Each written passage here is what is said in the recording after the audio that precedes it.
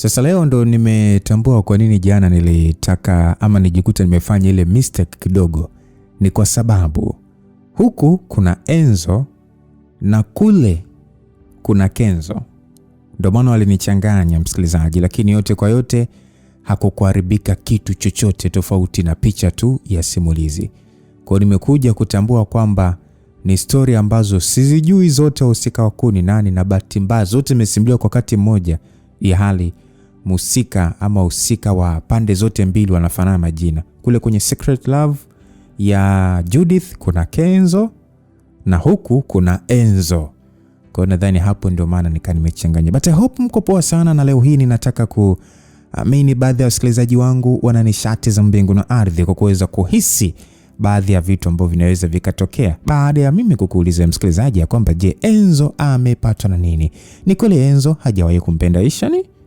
Ni nini hatima mahusiano yao?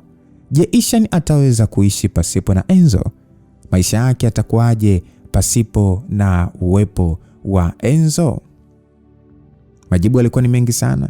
Siwezi kusoma komenti zote msikilizaji, nitamani nipitie baadhi ya komenti, lakini wengi wamesema ya kwamba Enzo ana plan B, anaweza kamoa tu Ishani. Wengine wamesema Enzo kuna kitu ametishiwa. Kuna mambo ametishiwa ndio maana ameamua kumfanyia hivi Ishani, japo anampenda na ndio atakuja kumoa. Sasa mimi na wewe hatujui kwa nini tu from nowhere Enzo aseme ya kwamba sikupendi Ishani na sikuwahi kukupenda, ni tamaa zangu za kimwili tu. I hate you na siwezi kuwa na mahusiano na binti wa kimaskini kama wewe. What? Langu jina ni Lucas Lumbas, mtayarishaji Rita Story. Basi kwanza nilishtuka sana. Nilimwangalia Enzo kwa makini sana, lakini Enzo hakuwa na uwezo hata wa kuniangalia. Muda wote alipepesa macho akiangalia pembeni tu. Wakati akizungumza maneno makali sana juu yangu alikuwa ametazama pembeni. Enzo, huyu sio wewe? Si ndio? Enzo wangu, mimi nakujua, yani I know you. Umepatwa na nini jamani? Niliendelea kulea nikimshikilia kwa nguvu ili asiweze kupanda gari na kuondoka bure. Nilimwambia Enzo, usinifanye hivyo mwenzio. Nakupenda sana mume wangu mtarajiwa. Nakupenda, please, naomba usinitese mume wangu. Nilikuwa nikizungumza huko nikilia kwa uchungu sana, tena mbele za watu. Kwenye kupambania penzi langu sikuona aibu hata kidogo. Zaidi nilitamani Enzo anielewe. Alisema kwamba Ishani, hebu naomba uniache, unanichafua mimi. Alizungumza Enzo, na alipoona kuwa naendelea kumng'ang'ania, haraka akanichapa kibao kimoja matata, na kwa sauti ya hasira akafoka akasema kwamba nimesema sikupendi, sikuhitaji. Mbona uelewi wewe? Nibaki nikiwa nimepigwa na bumbuazi, huku akili yangu ikikataa kabisa juu ya maneno makali ambayo Enzo ananipatia. Muda huo mlango wa gari ya Enzo ulifunguliwa na Puli akashuka kwa mwendo wa madaa akiwa na tabasamu pana sana. Pole Puli akamsogelea Enzo na mbele za watu akamkisi mdomoni na kuzungumzia kwamba nakupenda mume wangu kipenzi. Enzo alitabasamu na kumkumbatia Puli vizuri sana. Yaani walikuwa ni kama wananitambia hivi. Nilibaki nikiwaangalia huko machozi yakinitoka kutokana na maumivu makali ambayo nilikuwa nayo. Enzo alisema kwamba huyu ndiye mwanamke wa maisha yangu, kwa hiyo Ishani sahau kuhusu mimi.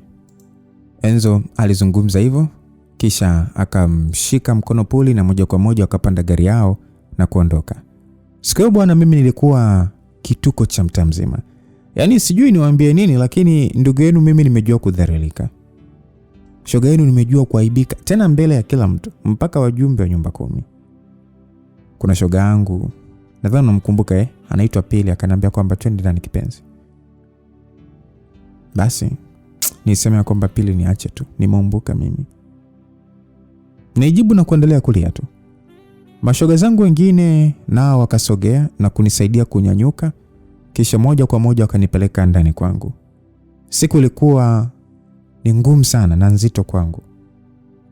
Nilikuwa ni mtu mwenye huzuni kuliko maelezo. Nilikuwa ni mtu wa kulia tu kama nimepatwa na msiba. Yaani nimepoteza vitu na watu muhimu kwenye maisha yangu. Lakini mbona kama Kenzo ameniuma zaidi? Au kwa kuwa ndio mwanamume wangu wa kwanza? Au kwa kuwa nimempenda sana kuliko nilivyojipenda mimi mwenyewe? Wiki nzima ilipita huku nikiwa ni mtu wa kujitenga tu peke yangu na kulea. Chumbani kwangu kulikuwa ni kama dampo yani. Nguo chafu kuzikuta kitandani kawaida. Kukuta vyombo kwenye kabati la nguo ni kitu cha kawaida kabisa. Nijiuliza kimoyomoyo kwamba hivi ndio nimejisusa ikiwa Enzo anaendelea na maisha yake? Nijiuliza kwa kimoyomoyo nikiwa nimesimama mbele ya kioo nikijitazama jinsi ambavyo nimebadilika na kuwa hovyo ndani ya wiki moja tu. Nizungumza kwamba lakini kwa nini Enzo? Kwa nini ulinionyesha kunijali sana? Kwa nini ulinifanya niamini kuwa unanipenda sana? Enzo, I hate you. Na kuchukia mno na sikupendi. Nizungumza kwa sauti huku nikilia tu. Baada ya muda nikaangalia chumba changu na kila kitu. Wallahi sikupendezwa na kila kitu kilivyokuwa kimekaa. Nikachukua mtandio wangu, nikafunga tumboni kwa nguvu kabisa, kisha nikaanza kufanya usafi huku na huku. Kuna namna niliona kama sifaidi hivi. Nikawasha sabufa langu na kuweka sauti ya juu kabisa. Nikaweka taarabu zangu pambe tu. Maana kipindi hiko pia Uswahili nilikuwa na uwezo kuliko maelezo. Ni vile tu Enzo alikuwa sio mtu Uswahili. Hapo nikafanya usafi wangu kwa raha mustarehe, na nilipomaliza tu nikaenda nje nikaoga na kurudi ndani kwa ajili ya kuvaa.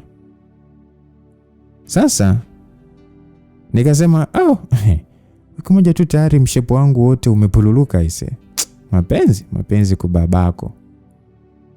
Nizungumza hivyo sasa nikijiangalia kwenye kioo. Nikasema lazima nijikaze na life iendelee. Enzo akwa wangu. Niendelea kujipa moyo tu. Maana sikuwa na chaguo ikiwa mwanaume mwenyewe ndio ameshachagua njia yake. Na mjifunze kutokea kwangu.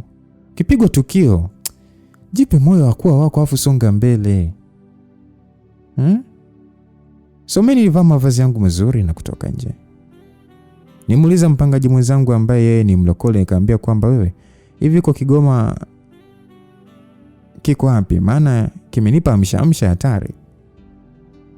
Huyo mpangaji akasema ni birthday ya pili ndo ameenda kukipokea Kigoma hapo stendi. Alijibu msichana huyo wa kilokole, kisha akaingia zake ndani. Maana haya mambo ya kidunia na yeye ni vitu sita tofauti. Haikuchukua muda mrefu Kigoma kikafika pale. Kwanza Isha ni mimi nikakipokea na sarakasi moja ya nguvu. Hapo kwanza kila mtu akaganda akinishangaa. Maana hakutarajia kabisa kwamba Isha ni mimi naweza kufanya kitu kama hicho kwa wakati huo. Siku hiyo bwana nilikuwa nikaa nimevurugwa vile. Imagine sikulewa hata pombe. Sikunywa, lakini nilikuwa na vibe la hatari. Yaani nilicheza mpaka nikawa najiambia hiki ni nini jamani? Hatimaye giza likaingia na Kigoma kikaondoka. Wallahi nilikuwa nimechoka. Mwili uliniuma sana kutokana na masarakasi ambayo nilikuwa napiga kwenye Kigoma. Ila nyewe maumivu ya mapenzi.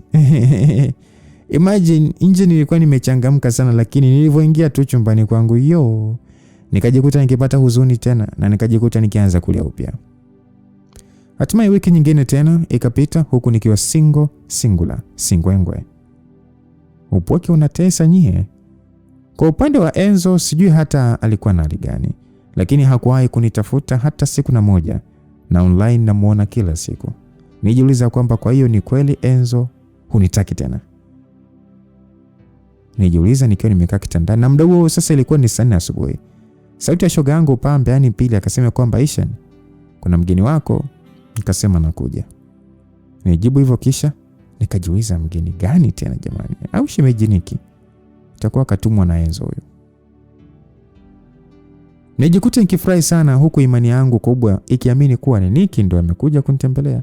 Kwa shauku na furaha kama yote, nikashuka kitandani na kusogelea mlango. Ile kufungua tu mtume uso kwa uso na mama mzazi wa Enzo, yani Madam G. Nijikuta nikishtuka sana baada ya kukutana na Madam Glory tena nyumbani kwangu. Nijiulize ya kwamba amepajuaje hapa au amekuja na poli. Basi nilikuwa namwangalia tu Madam G kwa wasiwasi, huku nikiwaza amekuja kufanya nini nyumbani kwangu. Nilimsalimia pale, shikamoo madam. Napo nimsalimia baada ya kuona kuwa amefika na ananitumbulia macho tu. Madam G aliniangalia kwa dharau sana, huku akinipandisha na kunishusha, kisha akasema kwamba kwa hiyo Wewe mnuka mikojo na jasho la makalioni huko. Ndio ulikuwa unataka kuwa mkwe wangu? Aisee. Huyu mama naona ananitafutia kesi. Na katika siku amejichanganya. Basi ni hii.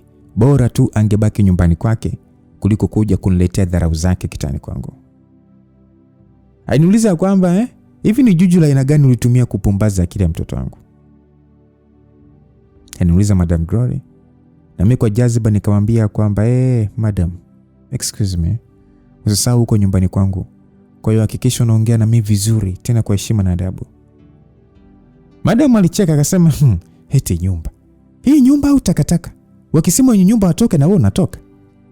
Hiki kibanda siki kinawaangukia tu muda wote ule. We. Jamani, niulizeni kwa nini Pili ameamua kuingilia ugomvi? Nyie, hata sijui Pili alitokea kona gani, lakini ghafla tu akafika kwenye eneo la tukio na kudakia akasema, Madam Mawigi, njoo taratibu Shogile, sawa Yaani njoo kama mtoto mdogo aliyetoka kujinyea na anaogopa kuyaangusha. Umesikia? Unaongea nini kuhusu nyumba ya babangu? Mamangu, mwenzo laana nilipata utotoni huko. Kwa hiyo kwenye ukubwa wangu huu siogopi dudu wala mende. Mbwa wa blue wewe. Jamani, na huyu ndio Pili wangu mimi. Nilisahau kuambia bwana, Pili hapa sio mpangaji. Pili ni mtoto wa baba mwenye nyumba. Madam alimwangalia Pili kwa dharau na kumuuliza kwamba, and who are you? Pili akajibu ya kwamba, hizo who you, so sijui wati, sijui you nini ni huko kwa nyumbani kwenu. Umesikia? Ni huko kwa nyumbani kwako. Mama hujanipeleka shule ukanilipia ada, umesikia? Kisha Pili akanigeukia mimi na kuuliza kwamba, huyu naye nani kwani? Nikamwangalia Mama Enzo na kujibu ya kwamba mama yake Enzo. Pili akaniangalia na kucheka kisha akajibu ya kwamba, kumbe mkwe. Shoga yangu, ongea na mama mkwe wako vizuri, ila asiingilie mambo ya nyumbani kwangu. Nitamfundisha adabu mimi. Pili alimaliza zake kuzungumza na kutaka kuondoka, lakini ghafla Mama Enzo akasema ya kwamba mnanuka yaani wote mnanuka tu hapa mashida. Wote mnanuka shida tu hapo mlipo. Ishani, leo nimekuja kukupa onyo tu. Kaa mbali na kijana wangu. Kaa mbali na Enzo wangu. Sasa muda huo Pili akarudi nyuma na kumuuliza kwamba, kwani mama, unamtaka mtoto wako au? Maana mtoto wangu. Kwani ni wewe tu ndo umeingia reba? Au? Madam G akasema kwamba, msichana kaa kimya, naongea na Penny, Kizibo kaa pembeni. Pili akachukia sana na kutaka kumjibu Mama Enzo, lakini kamwahi na kumziba mdomo wake, kisha kwa sauti ya hasira nikasema kwamba, Pili, huyu niachie mimi, namweza kikeni mpaka kiumeni. Hapo kwanza Mama Enzo akabaki akiwa ametoa macho, maana ya kuamini kama ni mimi ndo nimezungumza hivyo. Sasa Madam G alisema ya kwamba yani kwamba ni mimi ndo unaniongelea hivyo binti? Ama? Nilimwangalia kwa kumpandisha na kumshusha, kisha nikamuuliza kwamba, ulivyokuja hapa ulikuja kama mtu mzima au mcheza chura? Kabla hajajibu swali langu nikaongeza nikasema, alafu kuhusu Enzo, kwa nini mnahangaika sana na mimi? Na wanyima usingizi sana Wewe na mko wako Puli naona ni hamlali kwa amani kabisa. Naona ni mchana ishani, usiku ishani, si ndio? Glory, sijui madam, sijui takataka gani. Naomba unikome. Umesikia? Achana na mimi, achana na maisha yangu, achana na kila kitu kuhusu mimi, sawa? Sijawahi kuanza kukuvunjia heshima, lakini leo wacha nikuvunjie. Leo wacha nikupe uliokuwa unayataka. Afu kingine, mtoto wako ndo kanipenda. Hapa atoki abanduki. Madam G akasema, mwanangu akupende wewe kwa kipi sasa? Nikasema, unataka nikuonesha alichonipendea, si ndio? Hapa mtoto wako anapata vya bara na pwani. Alafu moyo hauingiliwi, sawa? Hapa Enzo atakuja na ataondoka. Kalili maneno yangu. Msikilizaji, sikio nilikuwa ni I say kama nimepaliwa na pilipili vile. Madam Gloria akabaki akishangaa tu kama Bimsumi aliyenasa uchawini. Basi mimi na Pili sasa tukaanza kumzomea mama watu. Kwa aibu ya hali ya juu akapanda kwenye gari yake na kuondoka. Pili akasema ya kwamba jamani, muangaliage na familia za kuingia jamani. Una sasa huyu mama mko gani huyu jamani? Kwa upande wangu nikaingia ndani nikiwa na hasira sana. Yaani Madam Gloria amekuja kuniharibia tu mood yangu. Hatimaye mwezi mzima ukapita msikilizaji. Na nikaamua kukubaliana na ukweli kuwa siwezi kuwa na mahusiano na Enzo, na Enzo sio wangu tena. Akili yangu ilipokaa sawa, nikaingia zangu mtaani na kutafuta kazi ambayo itanisaidia kuendesha maisha yangu. Kiukweli upatikanaji wa kazi ulikuwa ni mgumu sana. Tena sana tu. Yaani mtu unazunguka mtaa kwa mtaa, chocho kwa chocho, lakini upate kitu. Nilitumia siku 3 mfululizo kutafuta kazi, lakini mambo yalikuwa ni magumu sana kwa upande wangu. Nikiwa nimeshachoka na zoezi la kutafuta kazi, ghafla tu nikapata wazo la kwenda kwa Mama Amina. Sijui kama mnamkumbuka jamani. Mama Amina ni ule mama ntilie anayeuza chakula Manzese na alikuwa akitusaidia kipindi kile nilichokuwa mdada wa mtaani. Unakumbuka Kikweli mimi sikutaka kupoteza muda kabisa. Asubuhi na mapema siku ya Jumatano nikaamka na safari ya kwenda kwa Mama Amina ikaanza. Nilifika na kukuta Mama Amina akiendelea na shughuli zake. Kwanza alifurahi sana kuniona na kuamini baada ya kuniona nikiwa na muonekano mpya. Basi alizungumza akasema kwamba sijui umekuja kufanya nini, lakini nisaidie kupeleka chakula pale ulikokuwa unapelekaga pale. Alizungumza Mama Amina, na kwa upande wangu mimi sikuwa na pingamizi, haraka tu nikaanza kushughulika.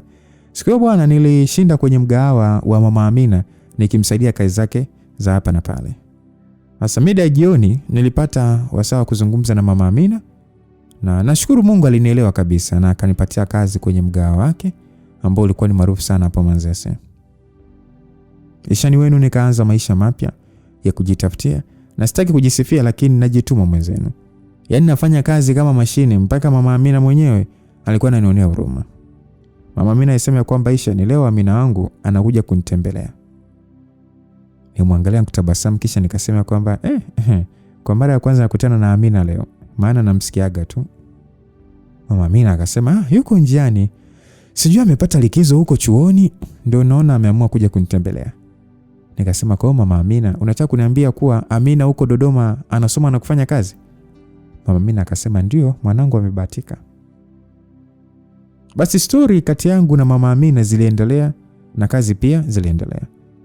Sasa mida ya saa 11 jioni, kwanza nilishtuka kuona gari ya Enzo ikipaki mbele ya mgahawa wa Mama Amina. Mungu wangu, Enzo amekuja kufanya nini huko? Nijiuliza kimoyomoyo huko sasa nikikodolea macho gari yake. Muda huo akashuka Puli akiwa na furaha kama zote. Mama Amina akanyanyuka kwa bashasha kubwa sana na kumkimbilia Puli, na kwa furaha ya hali ya juu wakakumbatiana. Mama Amina akasema, mwanangu, karibu jamani, karibu. Msikilizaji, nyie macho alinitoka. Yaani Amina ndio Puli.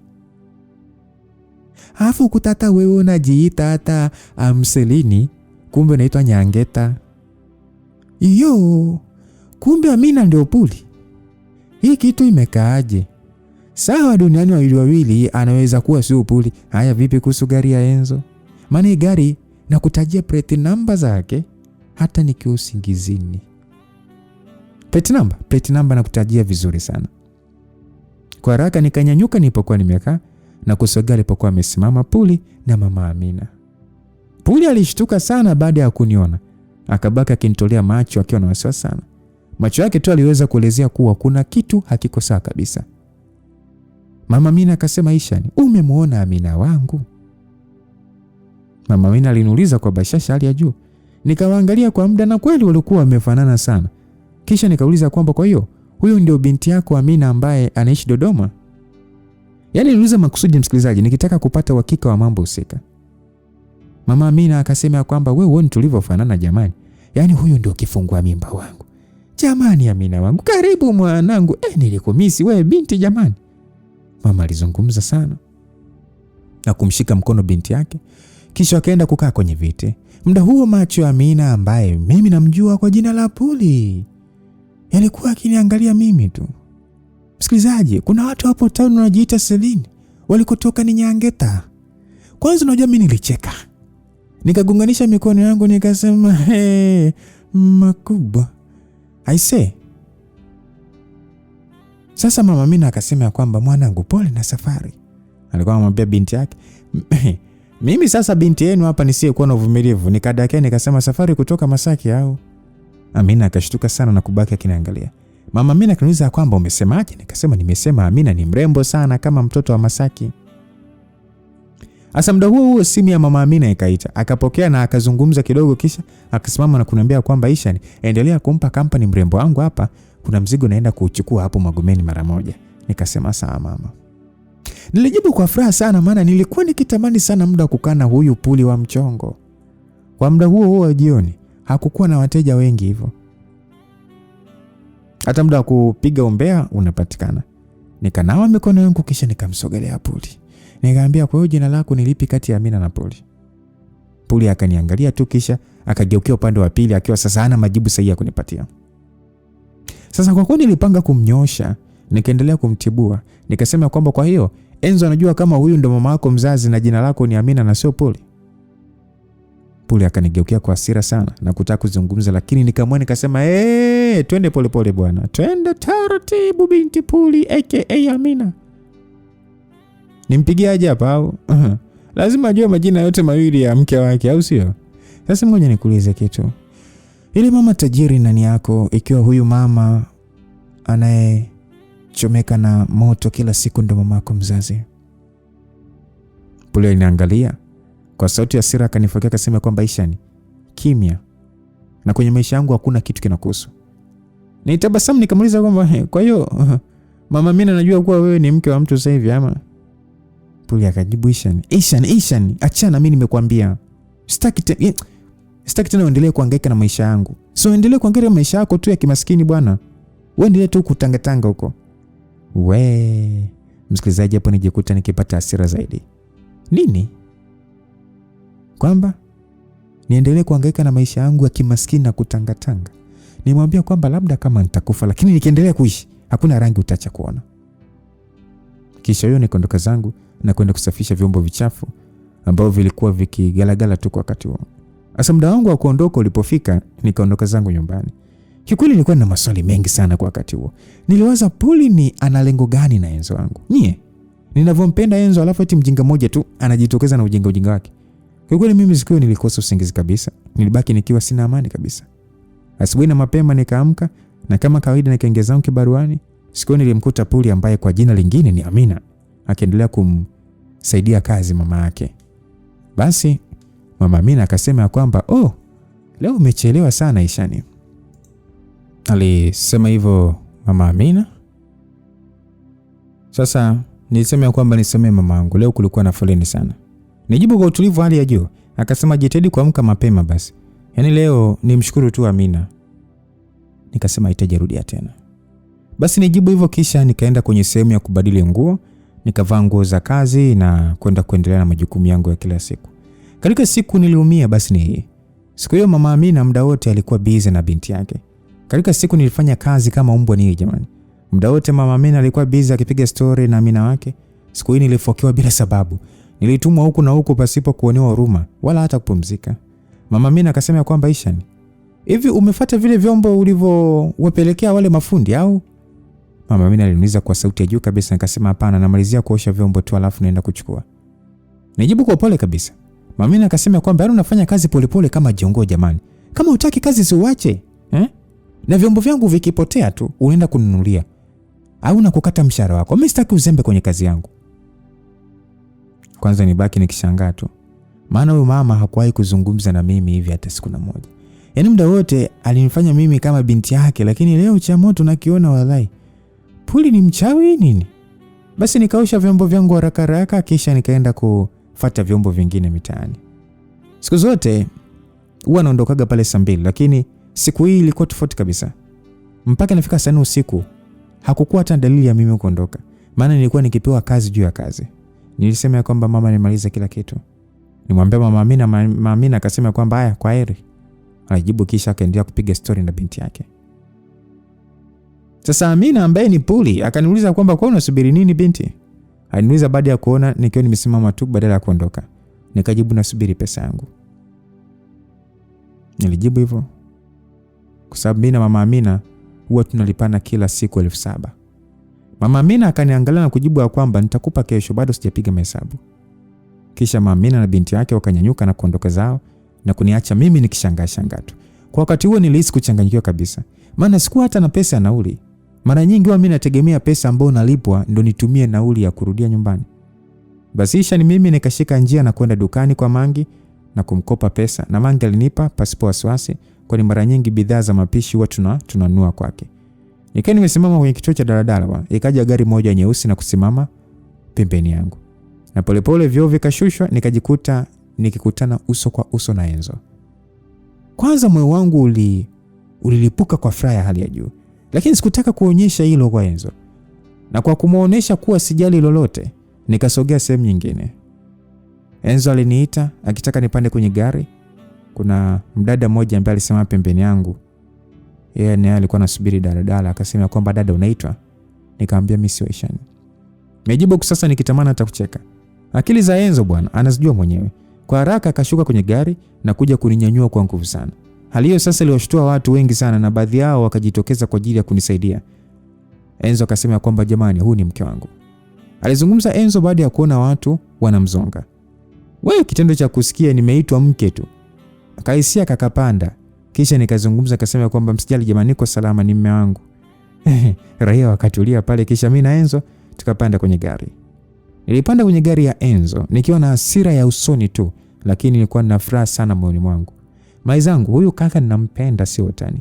Yaani nampenda kutoka moyoni. Imagine kitendo cha kumuona tu najikuta na sahau shida zangu zote. Funga mkanda, alizungumza Enzo pale tu alipoanza kuendesha gari. Sitaki.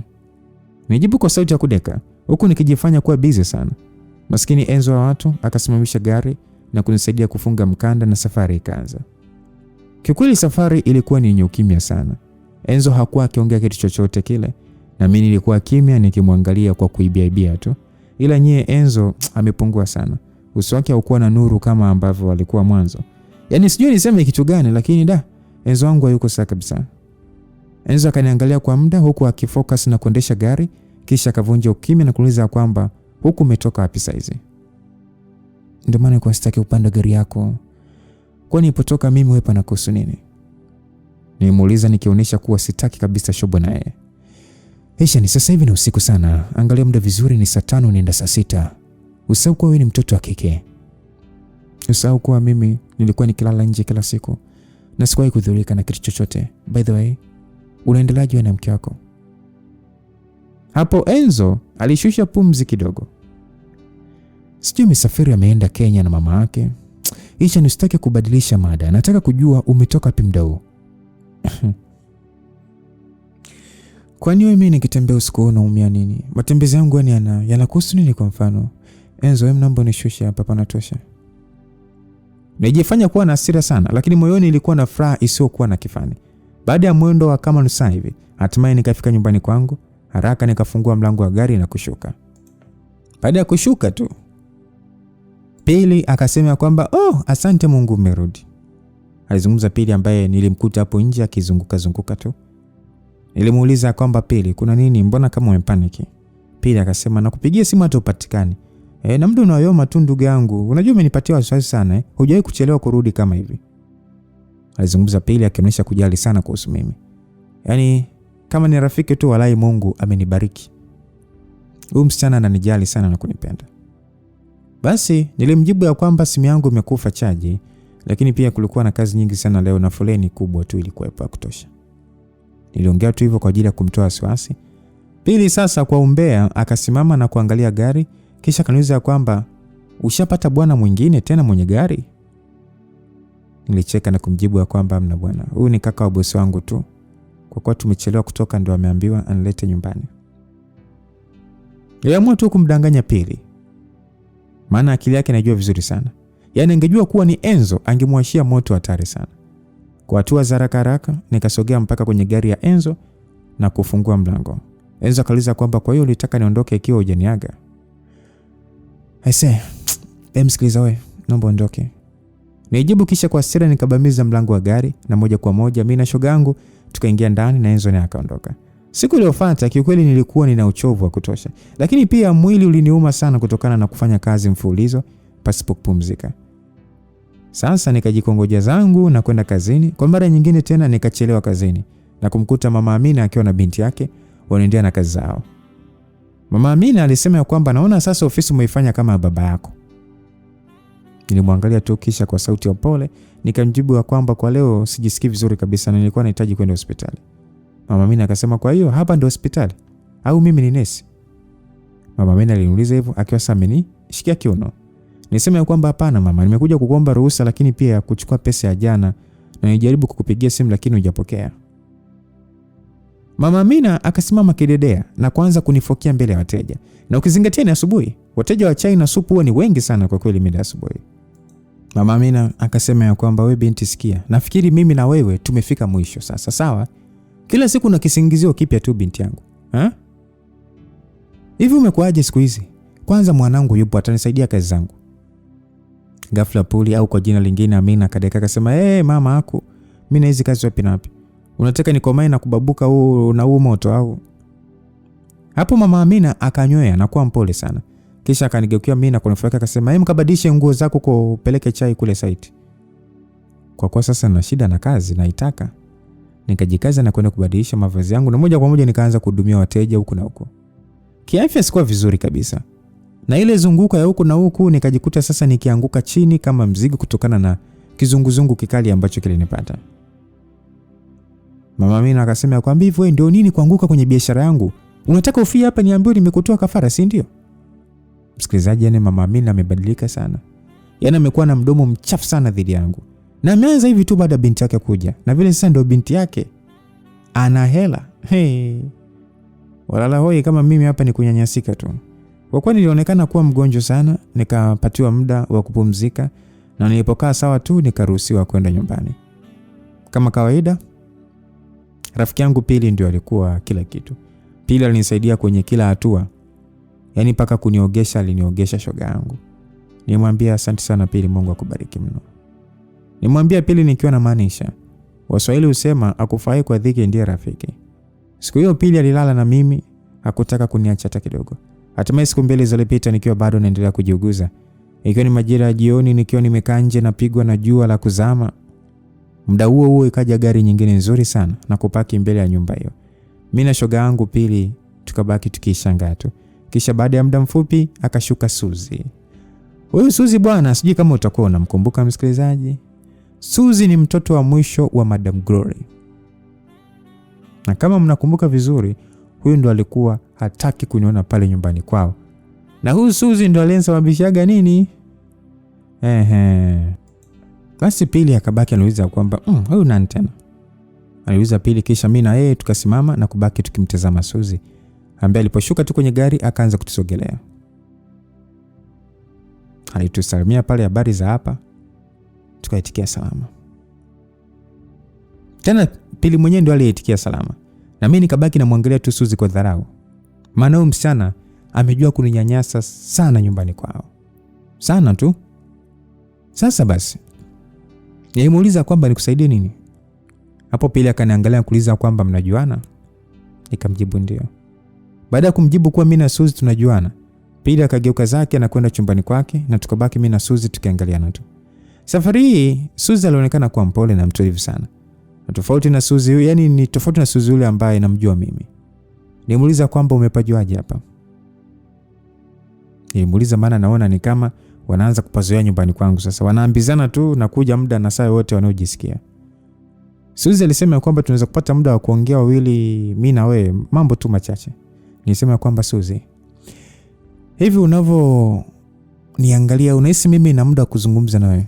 Unajua mimi siwaelewi wewe na familia yako, nisije mna shida gani na mimi. Mbona mimi siwafuatili kama ambavyo nyinyi mnafanya? Yaani mnataka nini kutoka kwangu? Kwa sauti ya pole Suzi akasema kwamba ni kuhusu Enzo. Wewe, kitendo cha kusikia jina la habibi wangu kwa jaziba hali ya juu nikauliza kwamba Enzo amefanya nini? Anaumwa, amepata matatizo au? Yaani Enzo ana shida gani? Suzi alitabasamu kwa pole, akasema wow, that's love. Tazama unavyopata shida kutaka kujua kuhusu yeye. Aisha, na tuwezi kuzungumza tukiwa tumesimama. Hapa kuna mawili, tuingie ndani kwako au tuende kwenye gari. Basi nikafikiria kwa muda kidogo kisha nikaamua kumkaribisha ndani kwangu. Liwalo naliwe tu. Nimwambia karibu. Nilimkaribisha, akasema asante, hongera, ndani kwako ni pazuri sana. Alizungumza Suzi akinisifia. Wallahi ndo alizidi kunipatia wasiwasi kabisa. Yaani msichana huu wema ameutoa wapi? Yaani Suzi nimemjua mimi na huyu wa leo ni watu 7 tofauti. Nimuuliza ya kwamba Enzo ana shida gani? Suzi akasema Enzo anakuhitaji sana Ishani. Sana tu, lakini pia Enzo anakupenda sana. Nilimwangalia na kucheka kwa dharau. Nikasema najua unaniletea tu hapa maigizo yako. Suzi akasema kwamba naelewa hata mimi hauniamini na kuna namna unashindwa kunielewa, lakini huo ndio ukweli Ishani. Enzo anakuhitaji sana.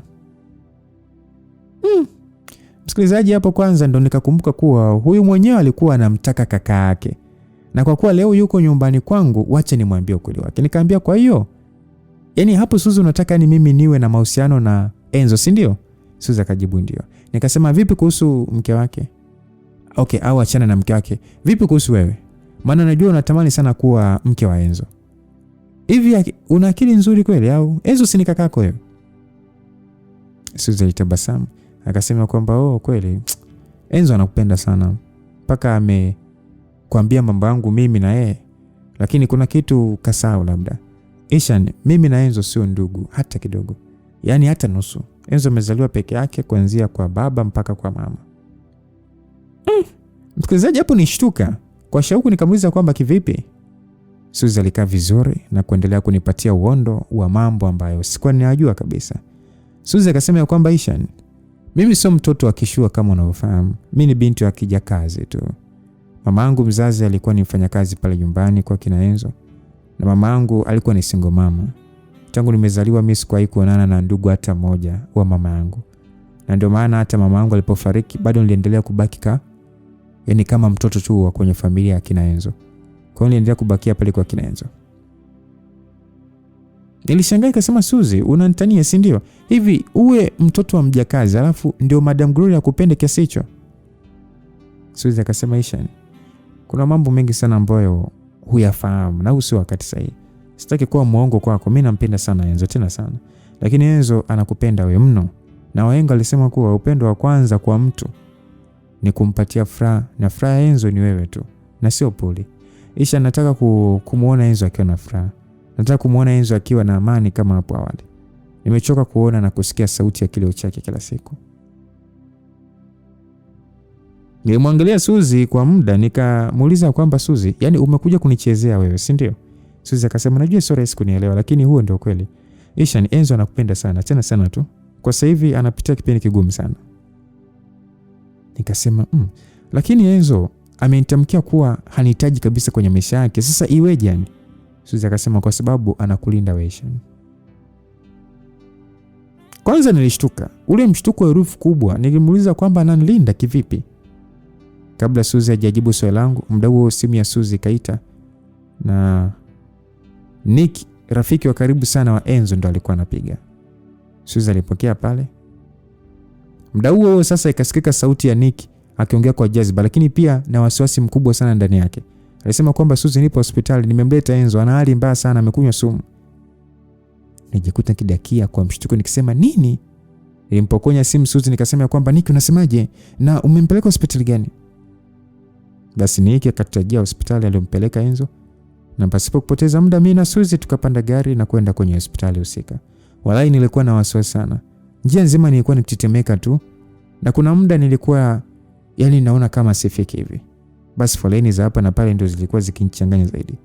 Hatimaye kwa uwezo wa Mungu mimi na Suzi tukafika hospitali. Nye, ndugu yenu sikusubiri hata gari ipaki vizuri. Chapu nikafungua mlango wa gari na kushuka na moja kwa moja nikawahi mapokezi ambapo nikutana Nick akiwa anazunguka huko na huko. Nimuuliza Enzo yuko wapi? Nimuuliza Nick nikiwa na wasiwasi sana. Sasa muda huo pia Suzi naye akawa amefika kwenye eneo hilo na kuuliza swali lile ambalo mimi nimuuliza Nick. Nick akajibu yuko emergency room, haruhusu mtu kuingia. Yaani nilijikuta mawazo yangu yakaenda mbali sana. Nilijikuta tu nikikumbuka jinsi nilivyopoteza wazazi wangu. Kuna namna pia nilihisi kuwa naenda kumpoteza na Enzo pia. Kikweli nilishindwa kuficha wasiwasi wangu na nikajikuta nikilia kwa uchungu sana. Suzi alinishika akasema kwamba Isha ndo nini sasa? Alinishika mkono na kunitoa nje kabisa hospitali na Nick akatufuata.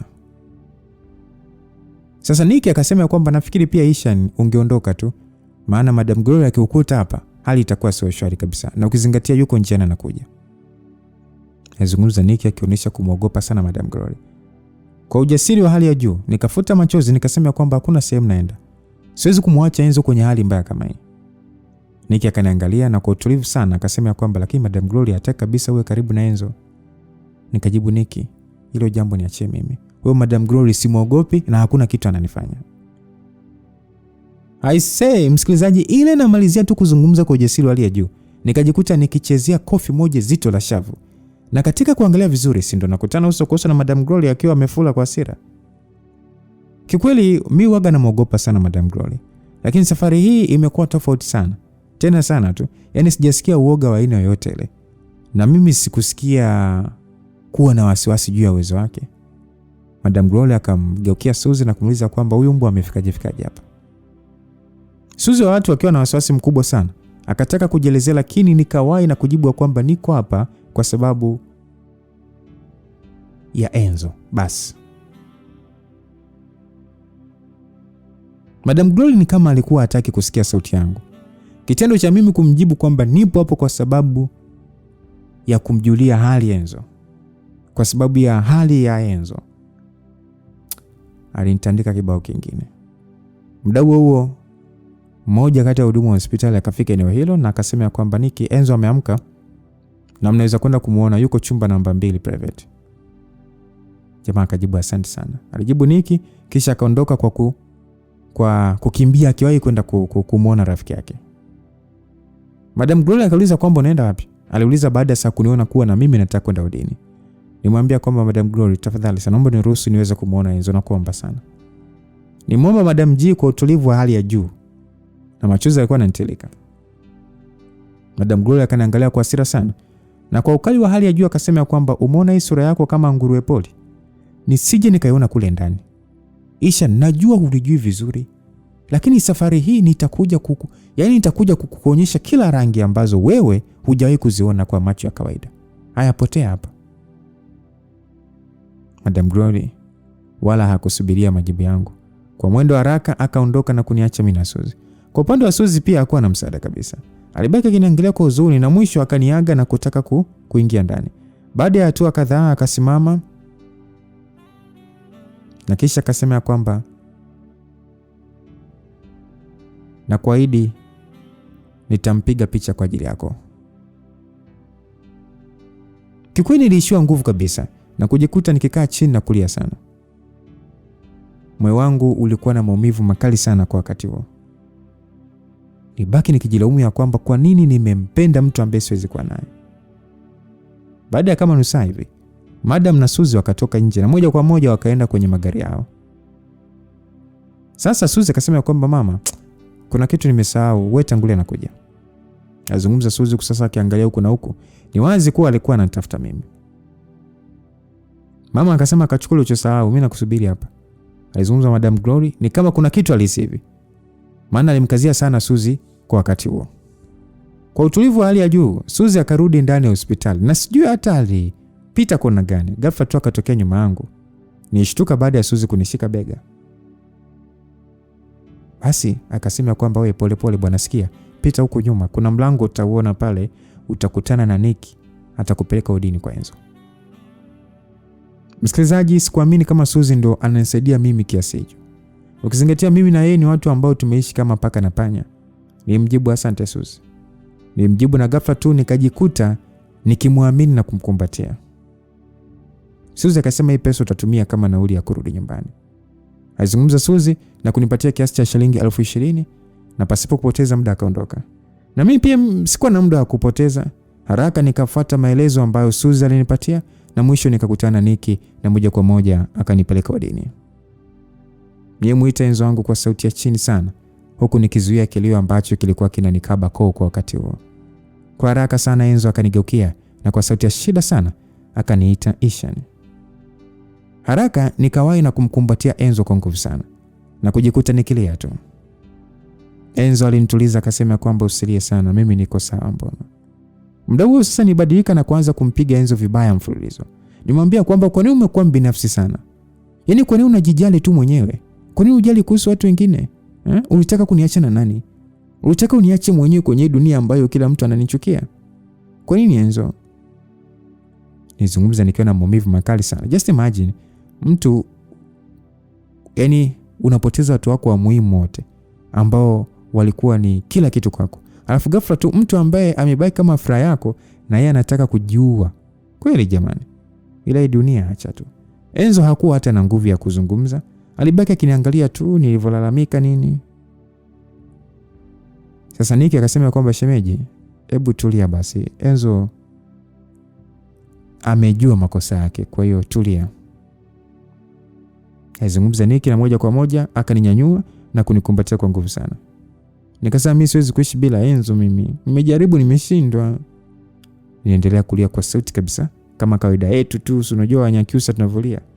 Baada ya muda nikatulia na kuanza kumhudumia Enzo wangu, kama kumuogesha na kumbadilisha mavazi yake. Ikiwa ni mida ya saa 4 usiku, Nicky akatoka nje na kwenda kununua chakula, na hivyorudi tukala kwa pamoja na stories hapa na pale ziliendelea. Nicky aliuliza kwamba shemeji, tuondoke sasa turudi kesho asubuhi ama? Alizungumza Nicky akikusanya baadhi ya vitu ambavyo havikutakiwa kubakia hapo hospitali. Nilimwangalia Nicky kisha nikamwangalia Enzo wangu na kujibu ya kwamba wewe nenda tu kapumzike. Mimi nitalala hapa, siwezi kumwacha Enzo mwenyewe. Nicky akataka kuzungumza kitu lakini Enzo akamwaya akasema usijali Nicky, nenda tu. Basi Nicky akaondoka na kuniacha mimi na mai wangu. Uzuri wa private bwana, unaishi kama upo kwako vile. Nikasogea na kufunga mlango kisha nikasogea kitandani na kulala pembeni ya Enzo. Enzo kwa sauti ya huzuni sana akasema I'm sorry. Nilinyanyua kidole changu cha mkono wa kulia nikamwekea mdomoni nikasema ya kwamba usiseme kitu. Sijui nini lakini moyo wangu na imani kubwa sana juu yako. Sawa, maneno yako yaliniumiza sana siku ile, lakini moyo wangu ulikataa kukubaliana na kila kitu. Ishan, hata kitokea nimekufa leo, jua kuwa ni wewe ndio unakuhitaji kwenye maisha yangu. Yana hata nikifa sasa hivi, jua kuwa moyo wangu ulikuwa ukikuhitaji wewe tu, lakini wazazi wangu hawakuwahi kunielewa. Usiongee hivyo bwana. Enzo hawezi kufa na kuniacha mimi, tafadhali sana usifanye hivyo. Basi mimi na mai wangu tukakumbatiana kwa hisia za hali ya juu. Muda huo Enzo akaninong'oneza akasema kwamba ila ni mimi si mwenzio. Nilitabasamu na kumvuta mashavu yake. Yaani mgonjwa umeanza kupenda uzinzi tu. Achana na uzinzi bwana. Maana kichupa kimejaa ise. Alizungumza Enzo huko akianza kunitomasa. Nikamwambia Enzo, hebu tulia basi kwanza. Yaani kichupa kinajaa vipi na umeoa? Sijui kama utanielewa na kuniamini lakini sijawahi kumgusa pole. Nyie.